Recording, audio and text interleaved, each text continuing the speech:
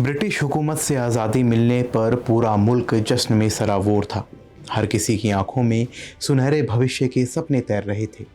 लेकिन देश के नीति निर्माता परेशान थे। उनके सामने 550 से अधिक बिखरी रियासतों को एकजुट करने की चुनौती थी। पाकिस्तान की नींव रखने वाले मोहम्मद अली जिन्ना तमाम राजाओं और निजामों को अपने पाले में लाने के लिए तरह तरह के लालच दे रहे थे। वहीं भारत में रियासतों को समेटने का जिम्मा था उप प्रधानमंत्री सरदार वल्लभ भाई पटेल पर। नमस्कार, मैं हूं आपके साथ शुभम गुप्ता और आप देख रहे हैं जनहित टाइम्स का खास कार्यक्रम ब्लैक एंड वाइट राजनीति। इसमें हम आपको ब्लैक एंड वाइट ज़माने की राजनीति के किस्से बताते हैं, जिसे सुनकर आप पुराने भारत को समझ सकते हैं, उससे प्रेम कर सकते हैं। तो अगर आप चाहते हैं कि हिंदुस्तान की उस राजनीतिक ज़मीन की मिट्टी की सौंधी सी खुशबू आप तक पहुँचे, तो हमारे चैनल को सब्सक्राइब कीजिए। आज़ादी के वक्त ब्रिटिश हुकूमत ने भारतीय स्वतंत्रता अधिनियम 1947 यानी कि इंडियन इंडिपेंडेंस एक्ट 1947 लागू किया। इसके तहत रियासतों को विकल्प दिया गया कि वो भारत में या फिर पाकिस्तान में अपना विलय कर सकती हैं या फिर आज़ाद मुल्क भी बन सकती हैं। इस सूरत में रियासतों को अपने साथ मिलाने का काम युद्ध स्तर पर करना था। इसमें ज़रा सी भी चूक का सीधा सा मतलब था रियासत का हाथ से निकल जाना। उस वक्त राजाओं को मनाना आसान काम नहीं था। वो ऐसे बिगड़ैल ताकतवर लोग थे जो आज़ादी के सपने देखने लगे थे। उनसे सरदार पटेल जैसे फौलादी शख्स ही निपट सकता था।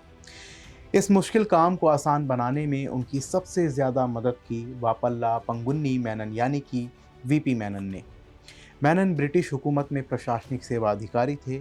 उन्होंने तय कर रखा था कि जैसे ही अंग्रेज भारत को सत्ता सौंपेंगे, वो रिटायर होकर आगे की ज़िंदगी सुकून से बिताएंगे। लेकिन सरदार पटेल उनकी काबिलियत और अनुभव से वाकिफ़ थे। उन्हें पता था कि रियासतों के विलय का काम काफ़ी मुश्किल है और ये मेनन के अनुभव के बगैर नहीं हो पाएगा।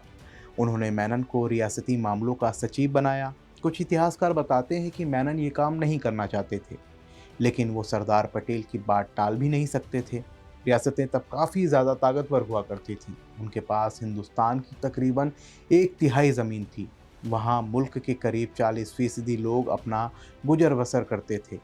कई राजघरानों के पास तो अपनी सेना, रेल, करेंसी और स्टाम्प तक थे। इनकी कमाई अथाह थी और फिजूल खर्ची भी। कुछ रियासतें तो भारत और पाकिस्तान से अलग अपना संघ बनाने की भी बात कर रही थी।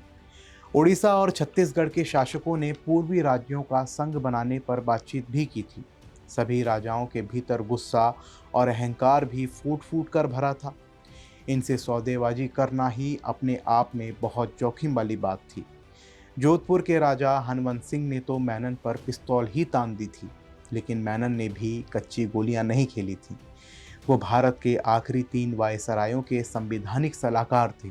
अनुभव बहुत था उनके पास। हालांकि वो सिविल सर्विसेज वाले विशेष काडर से नहीं थे। उन्होंने ब्रिटिश ब्यूरोक्रेसी में टाइपिस्ट, स्टेनोग्राफर और क्लर्क के तौर पर काम शुरू किया था। उनके पास नेताओं की गंभीर बातचीत सुनने और अधिकारियों के आदेश को लिखने का लंबा तजुर्बा था। ब्रिटिश हुक्मरानों के साथ काम करते करते वो अच्छे से सीख गए थे कि राजाओं और निजामों से कैसे डील करनी है। उन्होंने रियासतों को मनाने के लिए सबसे पहले आर्थिक प्रलोभन का सहारा लिया। राजाओं को मुआवजे के तौर पर पेंशन देने की पेशकश की। कई रियासतें प्रीवी पर्स यानी लोकतंत्र में राज परिवार को मिलने वाली विशेष धनराशि के बदले भारत में विलय को तैयार हो गईं। राजाओं को महल और अपनी पदवी रखने का भी अधिकार दिया गया। जो राजघराने इन सब के बावजूद मेनन का प्रस्ताव नहीं मान रहे थे, उनके साथ खुद सरदार पटेल डील कर रहे थे, वो भी पूरी सख्ती के साथ। जोधपुर के राजा हनवंत सिंह पर पटेल के कड़े शब्दों का ही असर पड़ा था। वो हैदराबाद के निजाम को ताकत के बल पर उन्होंने झुकाया। एक और उदाहरण है जूनागढ़ का। वहाँ की प्रजा भारत में विलय चाहती थी क्योंकि 80% आबादी हिंदू थी, लेकिन नवाब मोहम्मद महावत खान ने पाकिस्तान के साथ जाने का फैसला किया। मेनन जब जूनागढ़ मिलने पहुँचे तो उन्हें नवाब से मिलने ही नहीं दिया गया। उनसे दीवान शहनवाज भुट्टो ने बात की, जो जिन्ना के काफ़ी करीबी थे। मेनन को ये भी पता लगा कि जूनागढ़ के लोग आज़ाद मुल्क बनाने की भी तैयारी कर रहे हैं। मेनन ने ये सारी बातें सरदार पटेल को बताईं। सरदार पटेल को पता था कि जूनागढ़ को पाकिस्तान नहीं हथिया पाएगा, लेकिन आज़ाद मुल्क वाली बात से खतरा था। फिर भी भारत सरकार कानूनन जूनागढ़ में सीधा दखल नहीं दे सकती थी। ऐसे में कूटनीति का सहारा लेते हुए वहाँ के प्रभावशाली लोगों को नवाब के खिलाफ कर दिया गया। इस तरह के हालात बना दिए गए कि दीवान भुट्टो ने खुद पत्र लिखकर भारत में शामिल होने की गुजारिश की, लेकिन माउंटबेटन ने कहा कि इस तरह जूनागढ़ को अपनाना गलत होगा, जनमत संग्रह करवाना चाहिए। सरदार पटेल के विरोध के बावजूद जनता की राय जानने के लिए वोटिंग हुई। करीब 2 लाख लोगों ने मतदान किया। पाकिस्तान को मिले सिर्फ 91 वोट। मेनन की भूमिका कश्मीर विलय में भी थी। कश्मीर के महाराजा हरि सिंह बड़ी उलझन में थे। यहाँ हैदराबाद और जूनागढ़ के ठीक उलट स्थिति थी। राजा हिंदू था, प्रजा मुस्लिम बहुसंख्यक।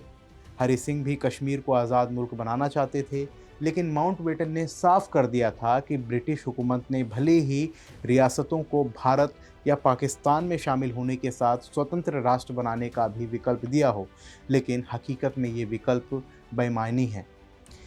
कोई भी रियासत भौगोलिक सच्चाई को नहीं ठुकरा सकती। जो रियासत जिस देश से घिरी हो उसी में शामिल होना बेहतर होगा।